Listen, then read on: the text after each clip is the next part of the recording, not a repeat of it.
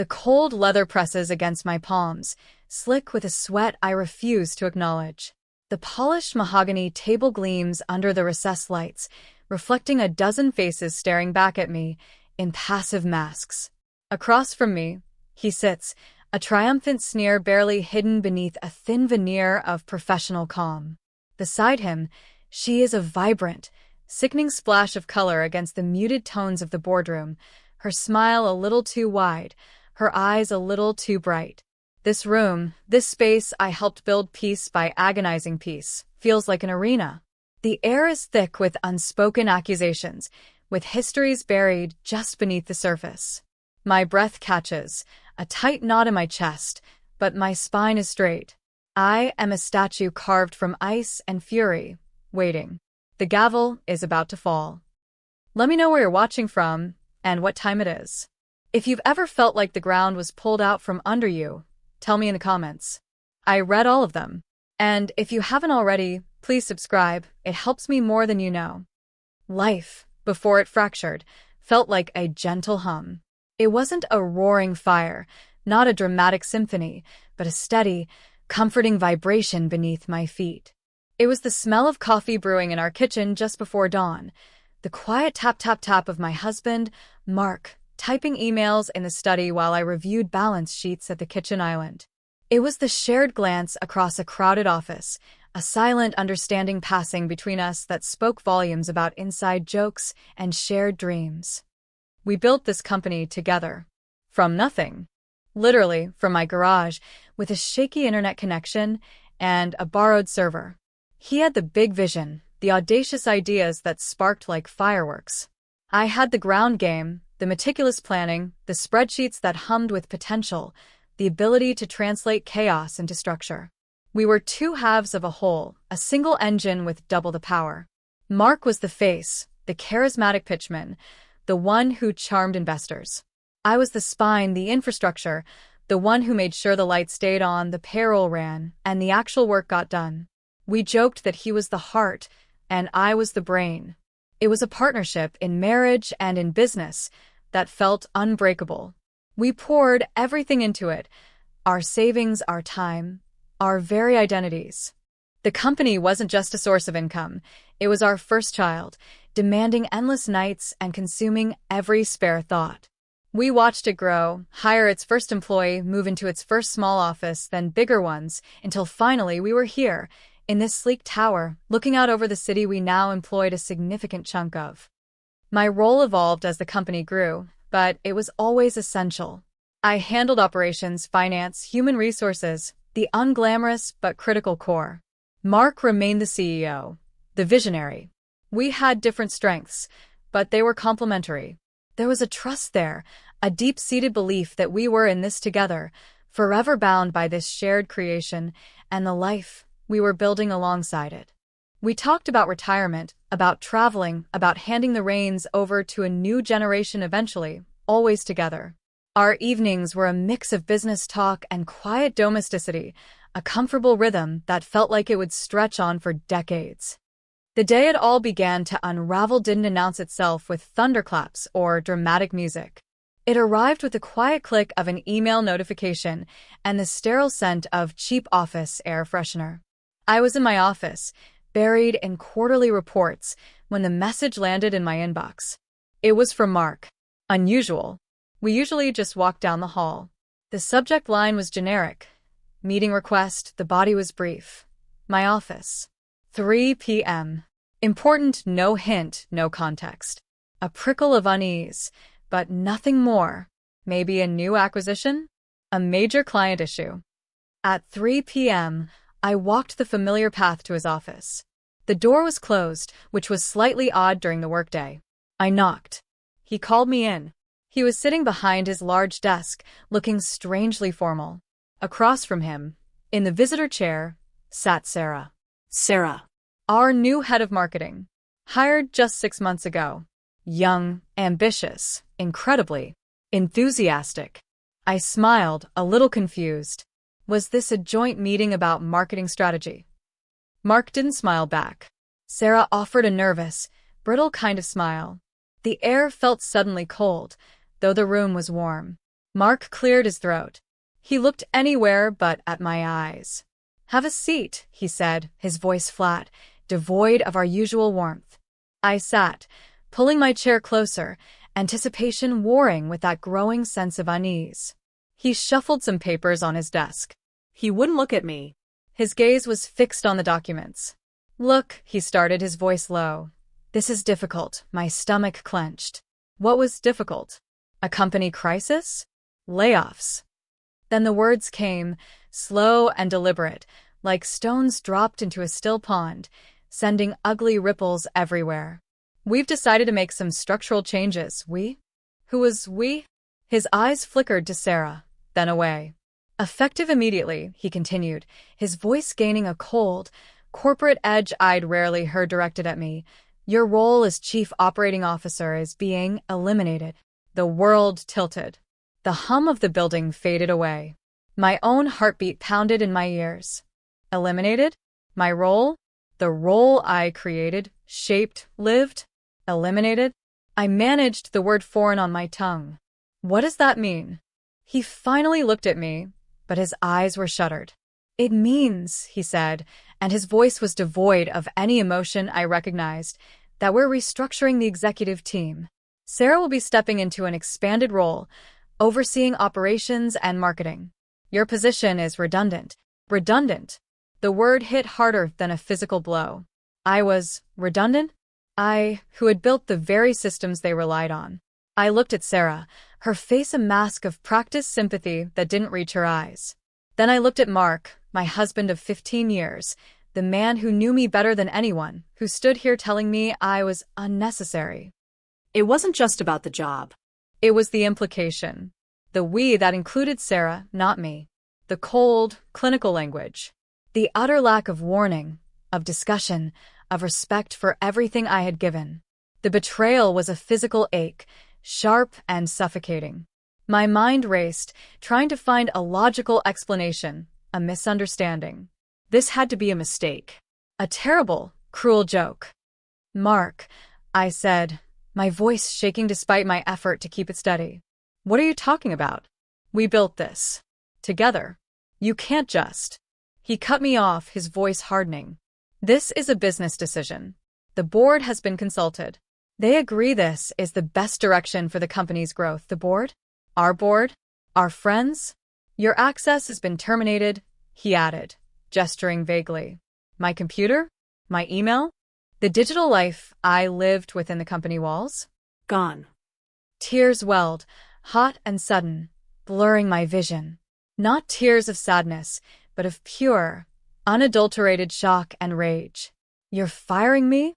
I whispered, the reality crashing down. "From our company? For her?" The accusation hung in the air, heavy and undeniable.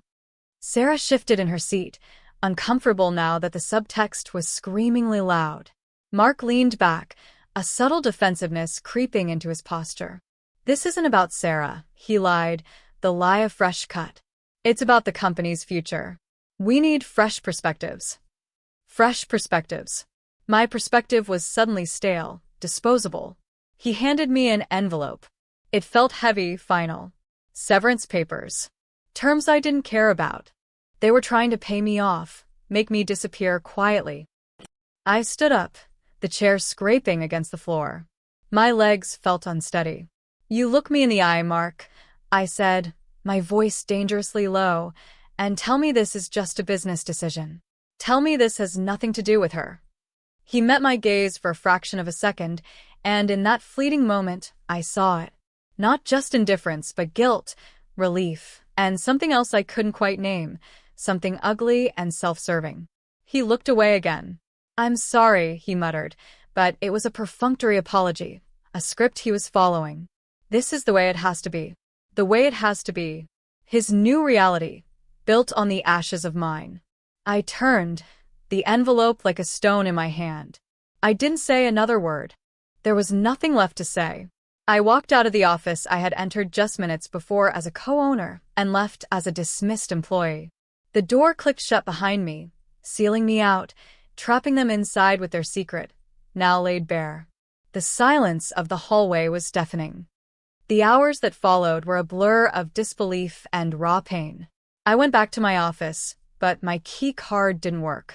My access was indeed terminated. My assistant, bless her, looked devastated.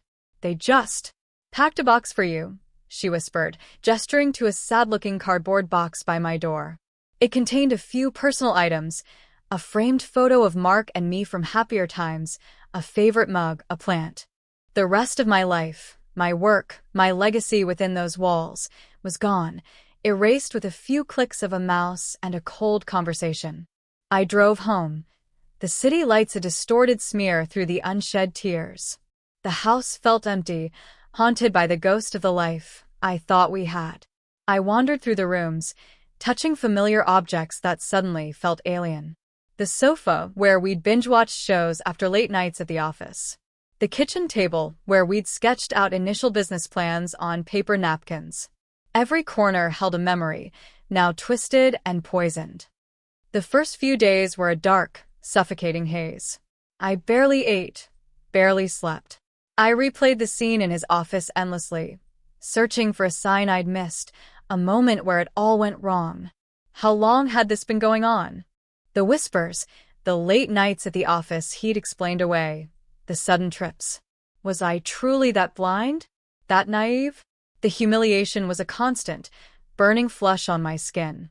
Not only had he betrayed me personally, but he had used the very company we built as the instrument of that betrayal, handing my role, my power, to his mistress. I tried to call him. My calls went unanswered. I sent texts, begging for an explanation that felt less like a corporate memo and more like a confession. Nothing. Silence. He had cut me off completely, surgically removing me from his life, personal and professional. He was living in the house, our house, presumably with her now, while I stayed at a friend's place, too ashamed to tell her the full, ugly truth. The severance package arrived officially. It was generous, insultingly so. Hush money. A gilded cage offered to keep me quiet and compliant. It screamed, "Take the money and disappear. We're done with you." Every clause felt like a slap in the face, demanding I sign away my rights, my history, my claim to the future of the company. Watching from the outside was agony. Sarah was suddenly everywhere, on the company's social media, quoted in press releases, her face plastered on the website next to Mark's. She was sitting at my desk, attending meetings I used to lead, making decisions that were rightfully mine. It felt like watching a stranger wear my skin. My employees, sent me hesitant, sympathetic emails, expressing shock and confusion. They knew. They weren't blind. They saw who she was, who I was, what this really was. My early attempts to fight back were pathetic, fueled by emotion rather than strategy. I called a lawyer, spitting out the story through choked sobs. He listened patiently, then laid out the grim reality. My shares in the company were primarily tied up with Mark's in our joint marital assets. Untangling that would be a messy, protracted divorce battle, separate from the employment issue. As an at-will employee, firing me, while morally reprehensible, might be legally permissible from an employment standpoint, provided they followed procedure, which they seemed to have done with the severance offer. My only real leverage seemed to be the divorce court, fighting over shared equity built over years. It felt like a slow, painful grind with no guarantee of reclaiming the company itself, only a portion of its monetary value. I felt trapped, suffocated. Every avenue seemed blocked. He held all the power. He controlled the company, the finances, the narrative. He had successfully painted me as redundant, a relic, clearing the way for his new life, both professional and personal. The helplessness was crushing. I paced rooms I didn't own, stared at ceilings that weren't mine, the silence amplifying the sound of my own despair. Sleep offered no escape, only nightmares of boardrooms and locked doors. The legal consultations continued, each one chipping away at my hope. The company structure, the shareholder agreements, everything seemed designed, perhaps inadvertently, perhaps not, to protect the CEO and the current leadership, leaving a dismissed officer with little recourse beyond a financial settlement. The lawyers talked in terms of percentages and valuations, while I was bleeding out emotionally, losing not just money or a job, but a part of my soul. The public humiliation was another layer of torture. Friends who were also business associates didn't know what to say. Sympathy felt like pity. Avoidance felt like judgment. The whispers started, rumors fueled by the sudden, unexplained departure of a co-founder. Was she incompetent? Did she do something wrong? Mark's carefully crafted narrative of restructuring was taking hold. My reputation, painstakingly built over 2 decades, felt like it was crumbling. One particularly bleak afternoon, while sorting through that sad cardboard box of personal items, I found an old external hard drive. It was one I used in the very early days before we had robust cloud storage for backing up critical documents and everything. I almost put it back in the box, another relic of a past life. But then, a flicker of something shifted inside me. Not hope, not yet. Something colder, harder. Curiosity? A desperate need for connection to who I used to be. I plugged it into a borrowed laptop. It whirred to life, displaying folders with names I hadn't seen in years. Startup docs, Phase 1 planning, investor pitches 20XX, legal contracts _initial. I scrolled through, a wave of nostalgia washing over me, quickly followed by a fresh surge of pain. These were the digital bones of our shared dream. I clicked into legal contracts _initial. Inside, nestled amongst early NDAs and service agreements, was a document titled Founders Agreement _amended _finalpetf. I remembered this vaguely. It was one of the many papers we'd signed with our first major investor, a savvy but eccentric venture capitalist named Mr. Henderson. He had insisted on a complex initial structure, something about protecting the founder's interests in case of unforeseen circumstances. At the time, we'd barely read the fine print, trusting our lawyers and eager to get the funding. Mark had handled most of the legal deep dives back then. I opened the PDF. It was dense, written in legalese that made my head spin. But as I read, slowly, painstakingly, a section began to stand out. It detailed the distribution of initial shares, the roles of the co-founders, and specific clauses related to dissolution of the partnership, removal of a founder. There was a section, heavily negotiated by Henderson's team, that granted a specific class of shares, Class B common stock, to each named founder, Mark and myself, distinct from the class of common stock that made up the bulk of the company's equity, which we held jointly or through subsequent investment rounds. These Class B shares were small in number, less than 1% of the total equity, but they carried disproportionate voting rights on specific matters, specifically matters related to changes in company control, significant structural changes, and, crucially, the removal or reinstatement of a founding officer. My heart began to pound, a different kind of pounding this time. Not fear, but a nascent, trembling excitement. These shares. I had forgotten they existed. Mark must have too, or perhaps he never fully grasped their significance amidst the complexity of the agreement, leaving it to the lawyers. They were registered in my name, independently. They weren't marital property. They were mine. And the clause. It stated that in the event of a founding officer's removal without cause, and being fired to install your mistress felt very much like without cause, these Class B shares conferred enhanced voting power specifically on the resolution related to that officer's position. It wasn't total control, not yet, but it was a key. A small, rusty key that might just fit a very large, very important lock. It didn't automatically reinstate me, but it gave me a voice. A powerful one. Enough, potentially, to challenge their narrative, to force a real vote, to make the board choose. This discovery was the midpoint shift.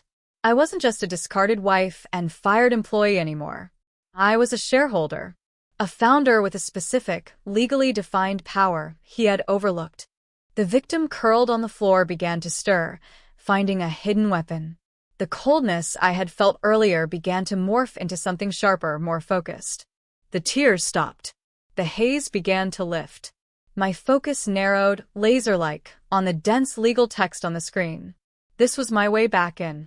Not through messy divorce court fighting over scraps, but through the very structure of the company, he thought he controlled absolutely. The discovery of the founders' agreement didn't magically solve everything. It opened a door, but behind that door lay a labyrinth of challenges. My legal strategy shifted dramatically. We weren't just fighting for severance or a divorce settlement anymore. We were fighting for my position, my ownership, my right to be heard within the company I co-created. The lawyers were cautiously optimistic, which in lawyer speak felt like wild enthusiasm. This Class B share clause was unusual, powerful, and potentially overlooked by Mark and his team. It meant I could demand a board meeting, specifically to address my termination and wield significant, possibly decisive, voting power on that single issue, regardless of the percentage of total equity I held. But demanding the meeting was one thing.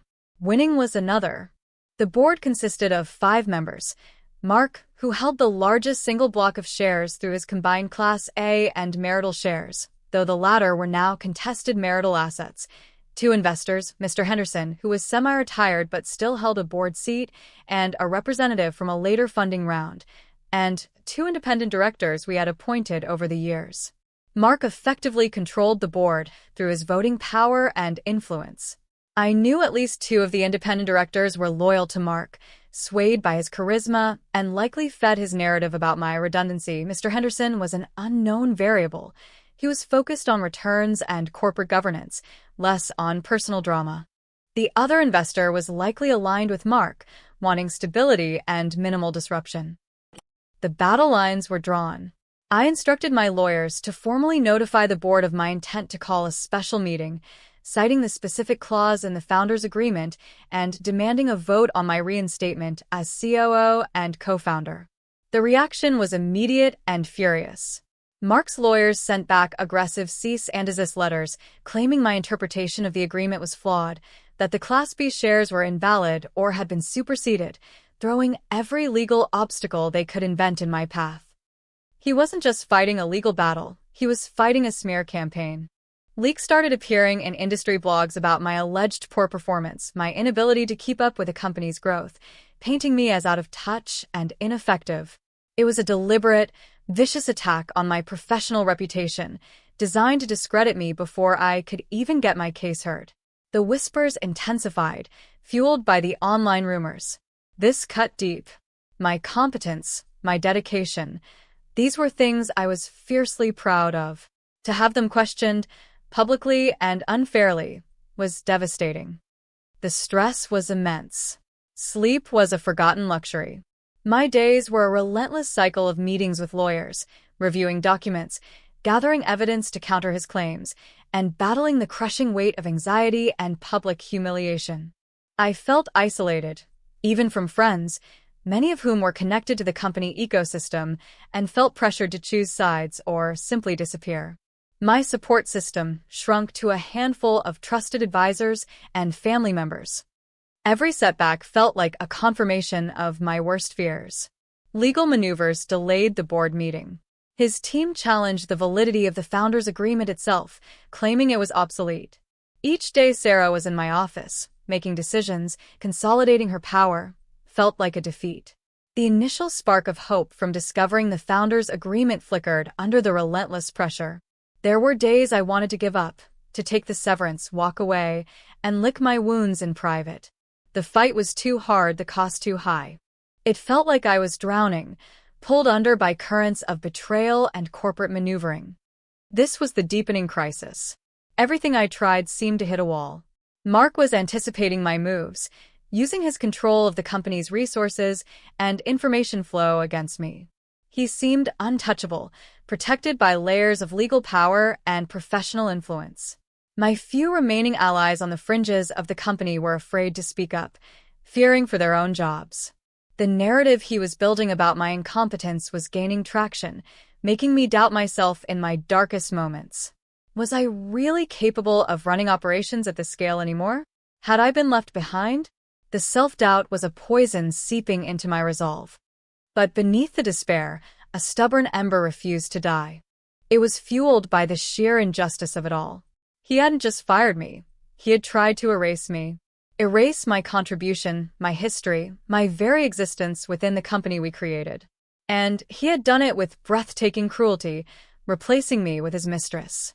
That level of arrogance, of disrespect, ignited a cold fury that began to temper the despair. I wasn't fighting just for a job anymore.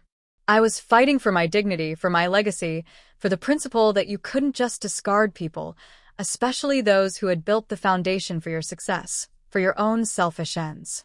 I started working differently. The initial emotional reaction faded, replaced by a calculated calm. I stopped focusing on the personal betrayal, on Mark and Sarah, and started focusing on the company. Its health, its future. I knew its vulnerabilities, its strengths, its people, better than anyone. I began to gather information methodically, quietly, reaching out to former employees, analyzing publicly available financial data, leveraging old contacts who were now outside the company's immediate sphere of influence. I looked for cracks in the polished facade Mark and Sarah were presenting. And I found them. Mark, distracted by his new relationship and likely overconfident, had become sloppy. He was making impulsive decisions, greenlighting vanity projects, and neglecting the core operational efficiencies I had meticulously built. Sarah, while good at marketing herself, lacked the deep understanding of the company's complex operations. Complaints about supply chain issues, budget overruns, and internal chaos began to surface through my quiet network. They weren't just running the company without me. They were running it into the ground, slowly but surely. This realization was a shot of adrenaline. My fight wasn't just defensive anymore. It could be offensive. I had proof, not just of his personal failings, but of his professional ones, directly impacting the company's value and stability. This gave me leverage with the board, particularly the investor directors who cared about the bottom line above all else. The board meeting was finally scheduled, grudgingly, after my lawyers threatened further legal action citing breach of the founders' agreement. It was set for a date just shy of 3 months after I had been fired. 3 months that felt like an eternity, a lifetime spent in limbo. The notice arrived, stark and formal. The agenda: review and vote on the role of Chief Operating Officer and status of co-founder. The turning point was the decision to walk into that meeting not as a supplicant, not as a victim begging for her job back, but as a formidable force, armed with knowledge and a legitimate claim to power. I had spent weeks preparing, not just reviewing the legal strategy around the Class B shares, but building a case for why I was essential to the company's survival, why Mark's leadership was detrimental, and why Sarah was an inadequate replacement. I wasn't just arguing legality. I was arguing necessity. I compiled data on the operational issues, projected losses based on current trajectory, gathered anonymous testimonials from disgruntled employees. I prepared a presentation that wasn't emotional pleading, but cold, hard facts and strategic analysis, delivered with the same expertise I used to build the company. My lawyers advised caution. Stick to the legal argument about the shares, they said. Don't get personal. Don't attack Mark's leadership directly in the formal session. But I knew I had to. The Class B shares gave me the right to vote, but I needed to sway the other directors. I needed to convince them it was in their best interest, the company's best interest, to bring me back and remove him from ultimate control. This wasn't just a vote on my job. It was a vote on the company's future, a future he was jeopardizing. I practiced my presentation relentlessly, honing every slide, anticipating every possible objection.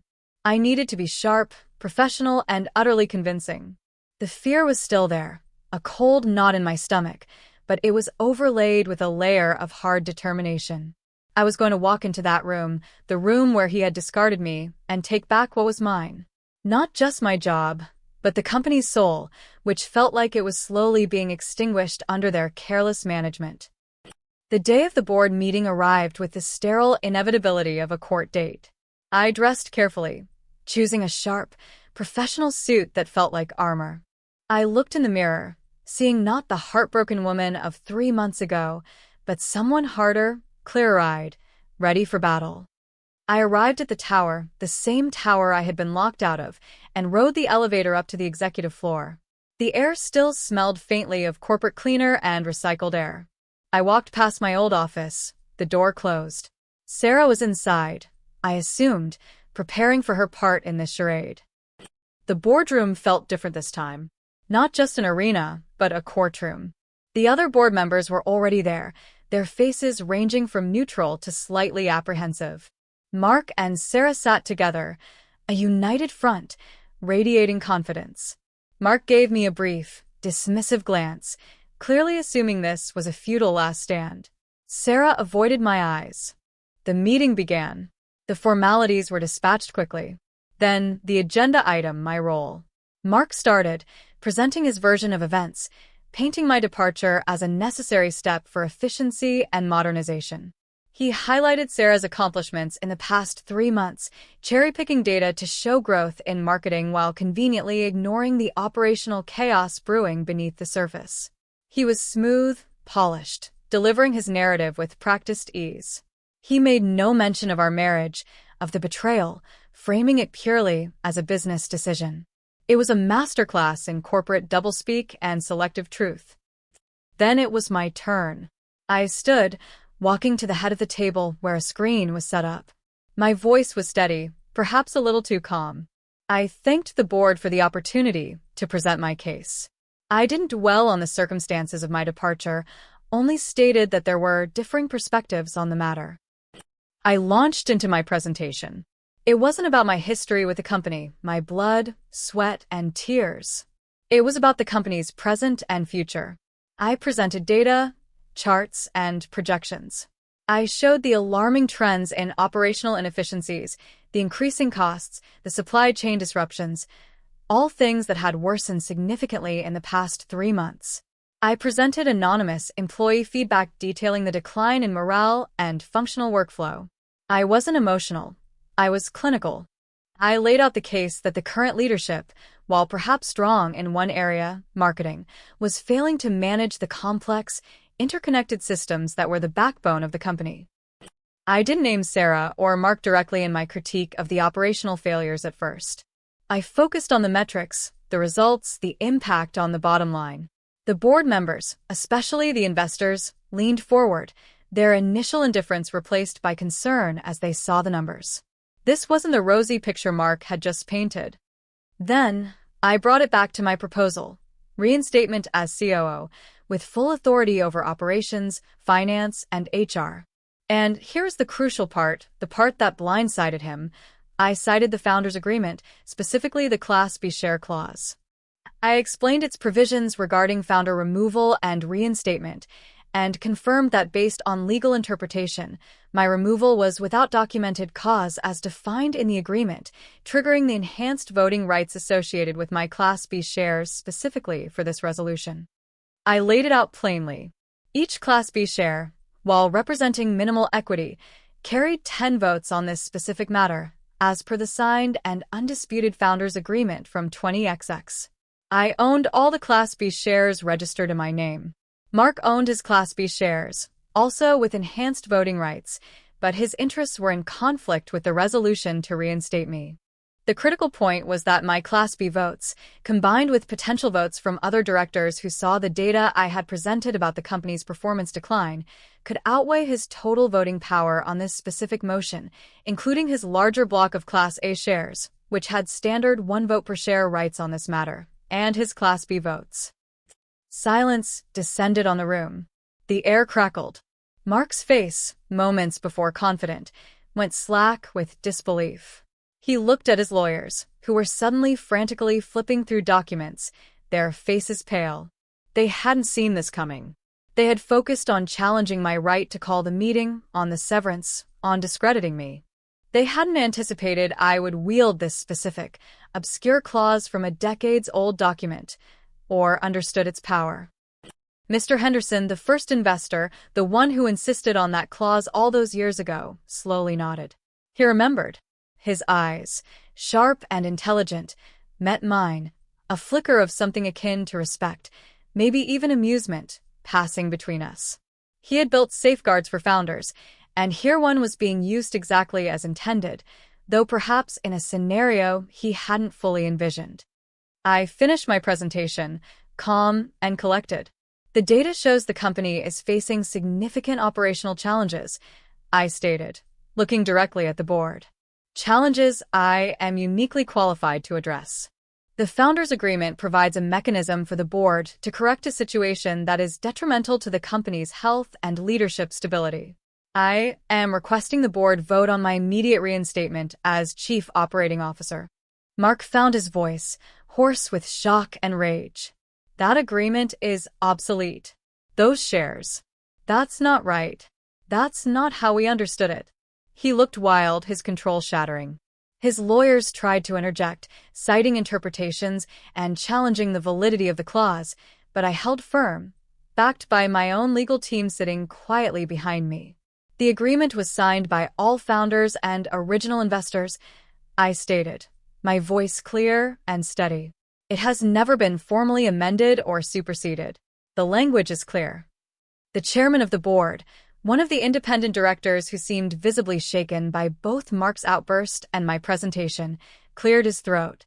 We must proceed with the vote as requested, in accordance with the terms of the Founders' Agreement, the validity of which is, at this moment, presumed. He looked nervously at Mark, then back at me. The atmosphere was electric. This was the climax. Years of partnership, months of betrayal and struggle, reduced to a single moment, a handful of votes in a sterile room.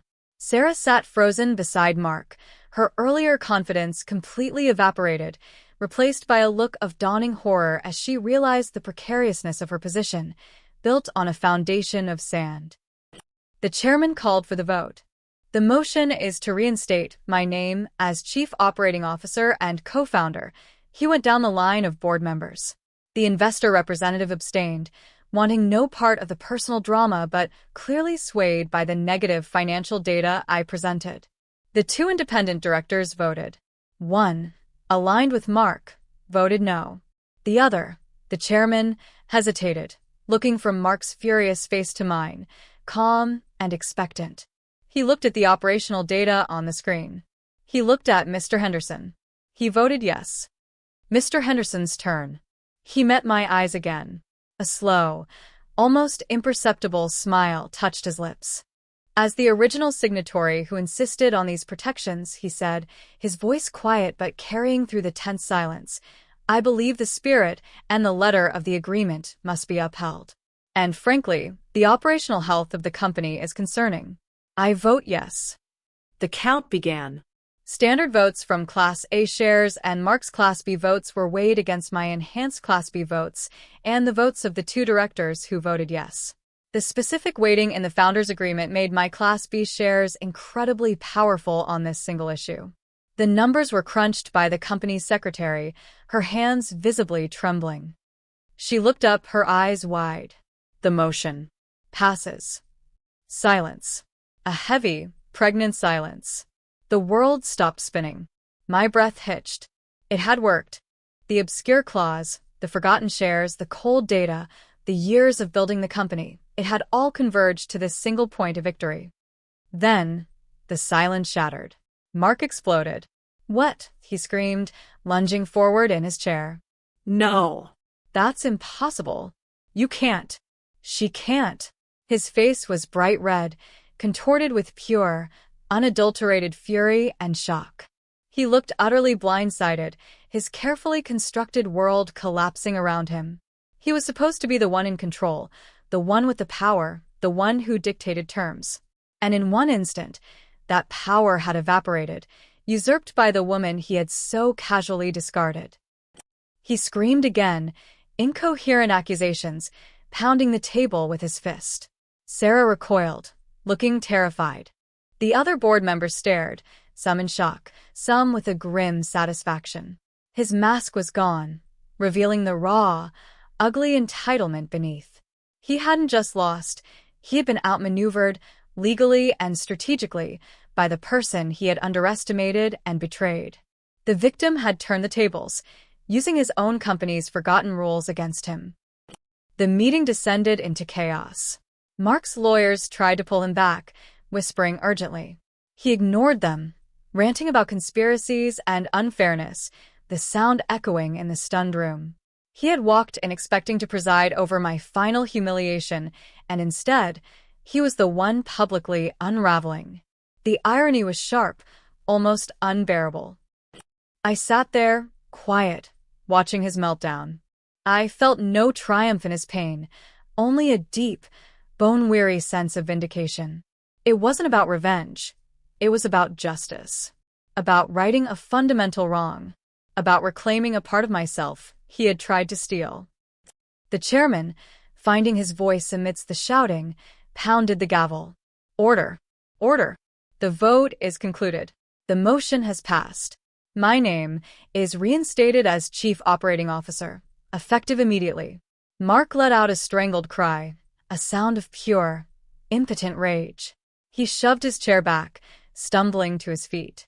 He glared at me, his eyes blazing with hatred.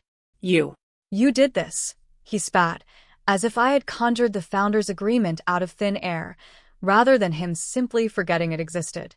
I met his gaze, calm now, my voice low but clear. We built this together, Mark, I said, stating a truth that was now both a memory and a victory. And now? I'm taking steps to protect it. He didn't respond, just grabbed Sarah's arm and stormed out of the boardroom, leaving behind a vacuum of stunned silence. The aftermath was surreal. The remaining board members slowly processed what had happened. Mr. Henderson gave me another nod. The chairman looked relieved the storm had passed, though nervous about the implications. My lawyers gathered my belongings, a quiet sense of purpose in their movements. The sad cardboard box felt like a distant memory. My key card was reactivated. My access was restored. My email inbox was a tsunami of trapped messages. I walked back to my office, the same office I had been locked out of just hours before. The door was open. Sarah's personal effects were gone. The space was empty, waiting for me. Taking back control wasn't a Hollywood montage. It was hard, painstaking work. Cleaning up the messes they had made. Reassuring employees. Navigating the legal fallout of Mark's inevitable challenge, which was quickly dismissed as the founder's agreement was legally sound. There was no grand apology from Mark, no moment of reconciliation. He disappeared from the company entirely, along with Sarah. The details of their departure were handled by lawyers. The life I shared with him, the marriage, was over, dissolving in a messy divorce that felt almost anticlimactic after the corporate battle. The company stabilized. The operational issues were addressed. Morale slowly improved. It wasn't easy. The emotional scars remained, a dull ache beneath the surface of my professional life. I was back where I belonged, leading the company I helped create, but the cost had been immense. The partnership, the shared dream, was dead. In its place was a company that was truly, unequivocally, mine to lead. I am the CEO now. The board, impressed by my strategic thinking and ability to navigate crisis, appointed me permanently. Mark's betrayal gave me the leverage, the legal key, but it was my ability, my understanding of the company, that secured my position. He thought he was getting rid of me to build a new future with her. Instead, he lost everything, handing me complete control on a silver platter, thanks to a document he forgot existed and a woman he fundamentally underestimated. He screamed when the board voted me back in, blindsided by a twist he never saw coming. That scream was the sound of his world shattering, and the sound of mine being rebuilt, stronger, on my own terms. It wasn't the ending I ever wanted, not the dream of building it together, hand in hand. But it is my ending. A hard one, solitary victory. And I stand here, the sole owner, the architect of my own future, in the company I salvaged from the wreckage of his betrayal. If this story hit close to home, I'd love to hear your version in the comments below. Drop a comment with where you're listening from and what time it is. Thanks for being here. Subscribing helps bring more of these to life.